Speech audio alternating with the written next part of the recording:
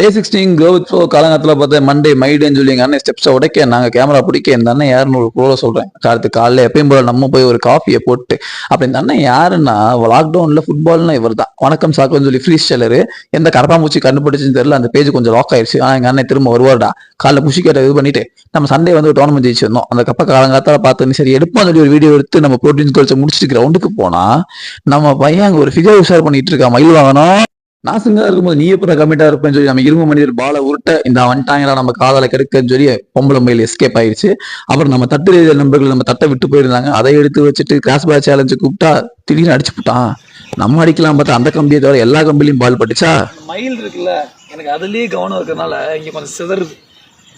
சும்மா வந்து நம்மளே சோனியா வச்சிட்டோம்னு சொல்லி மெதுவாக தூங்கிட்டு முடிச்சு பார்த்தா நம்ம வீட்டுக்கு ஒரு நண்பர் வந்திருந்தாரு. அவரை பார்த்துட்டு சாயங்காலம் கிரவுண்டுக்கு போயிட்டு செஷனை முடிச்சுட்டு ஒரு காஃபியை போட்டு நம்ம விளையாட போயாச்சு.